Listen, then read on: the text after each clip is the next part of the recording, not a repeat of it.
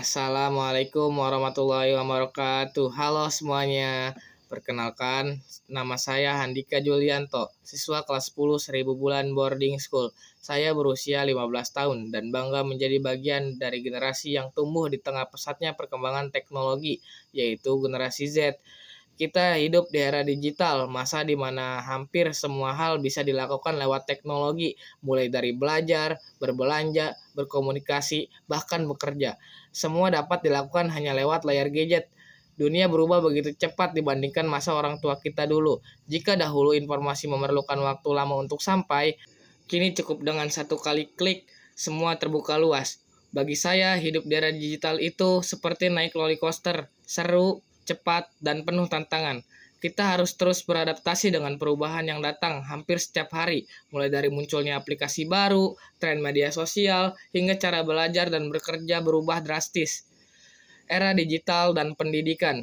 Di era digital, dunia pendidikan juga ikut berubah. Belajar kini tidak lagi terbatas di ruang kelas. Kita bisa belajar di mana saja dan kapan saja melalui YouTube, Google, dan platform belajar lainnya.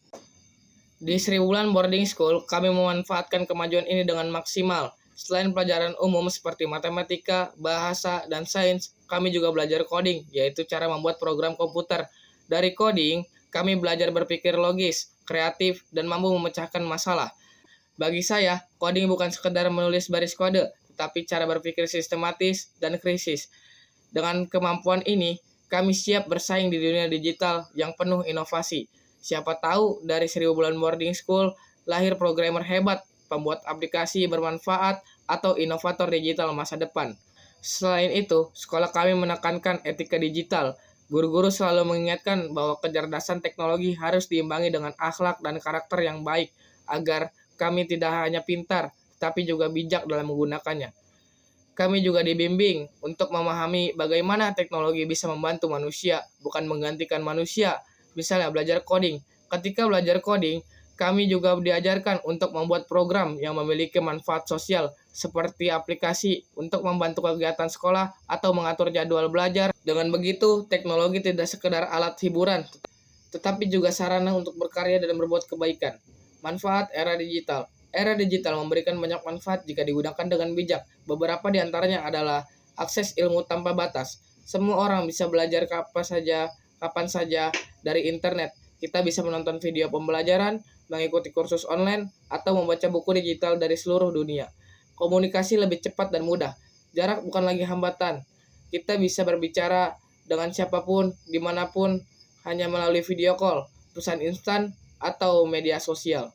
Peluang berkreasi dan berbisnis. Banyak anak muda sukses melalui dunia digital. Mereka membuat konten, desain aplikasi, atau bahkan membuka usaha online sendiri. Kemudahan hidup, dari memesan makanan, transportasi, hingga belanja kebutuhan sehari-hari, semua kini bisa dilakukan dengan mudah lewat aplikasi. Efisiensi waktu dan tenaga. Teknologi membuat pekerjaan manusia lebih cepat dan efektif, sehingga kita bisa lebih fokus pada hal-hal yang penting. Contohnya, banyak siswa sekarang bisa belajar bahasa asing hanya dari aplikasi atau video tanpa harus pergi ke tempat kursus. Banyak pula pelajar yang mampu menghasilkan uang dari dunia digital, seperti menjadi desainer grafis, editor video, atau pembuatan konten edukatif. Selain manfaat tersebut, teknologi juga membuka peluang kolaborasi global. Kita bisa belajar dan bekerja sama dengan orang lain, negara lain, tanpa harus bertemu langsung. Bayangkan, seorang siswa di Indonesia bisa membuat proyek bersama teman dari Jepang atau Kanada hanya lewat komputer. Hal ini menimbulkan wawasan internasional dan kemampuan berkomunikasi lintas budaya. Era digital juga membuat gaya belajar lebih profesional. Dulu satu metode diajarkan untuk semua siswa, tetapi kini setiap orang bisa menyesuaikan cara belajar sesuai kecepatan dan minat masing-masing.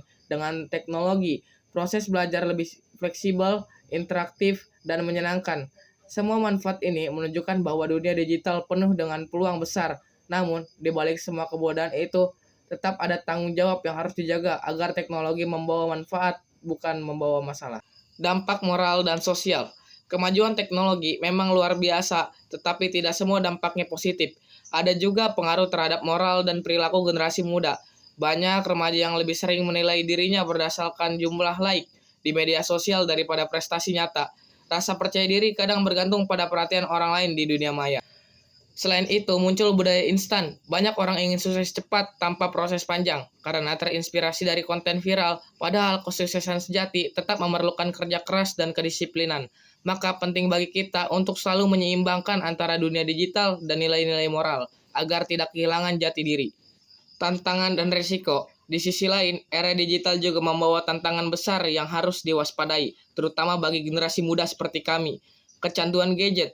Banyak remaja yang sulit lepas dari ponsel dan media sosial. Waktu belajar, waktu tidur, bahkan waktu bersama keluarga sering terganggu karena terlalu fokus dengan layar. Informasi palsu atau hoaks. Internet memang penuh informasi, tetapi tidak semua benar. Kita harus belajar memilih dan memverifikasi berita agar tidak percaya pada kabar hoaks. Menurunnya interaksi sosial, kadang orang lebih sibuk dengan dunia maya dibandingkan berinteraksi langsung dengan orang di sekitarnya. Hal ini bisa membuat hubungan sosial menjadi renggang. Selain itu, ada pula tantangan privasi digital. Banyak orang tanpa sadar membagikan data pribadi di internet seperti foto, alamat, atau kebiasaan sehari-hari yang bisa disalahgunakan oleh pihak tak bertanggung jawab. Karena itu, kesadaran dan keamanan data pribadi sangat penting di era ini. Harapan dan masa depan. Saya berharap semakin banyak sekolah seperti 1000 Bulan Boarding School, sekolah yang tidak hanya fokus pada akademik, tetapi juga menyiapkan siswanya menghadapi dunia digital dengan keterampilan nyata, kreativitas tinggi, dan karakter yang kuat. Saya juga berharap pemerintah dan masyarakat semakin mendukung pendidikan berbasis teknologi, semisalnya dengan memperluas akses internet ke daerah-daerah terpencil, menyediakan pelatih digital bagi guru, dan memberikan ruang bagi generasi muda untuk berinovasi.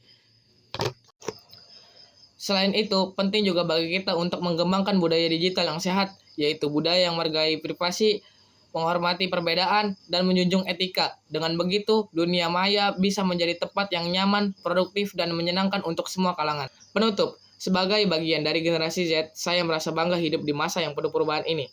Namun, saya juga sadar bahwa tanggung jawab kami besar, yaitu menjaga agar teknologi digunakan untuk kebaikan, bukan kerusakan.